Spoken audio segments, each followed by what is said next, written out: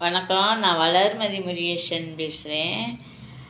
கடந்த 2 வருஷமாக வீடியோ போட்டுக்கிட்டு இருக்கேன்.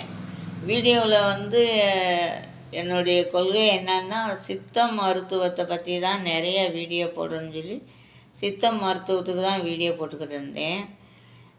இடையில திடீர்னு என் கணவர் என் மகனும் இறந்ததுனால என்னால் வீடியோ போட முடியல. என் மனநலம் ரொம்ப அதிகமாக பாதிக்கப்பட்டது.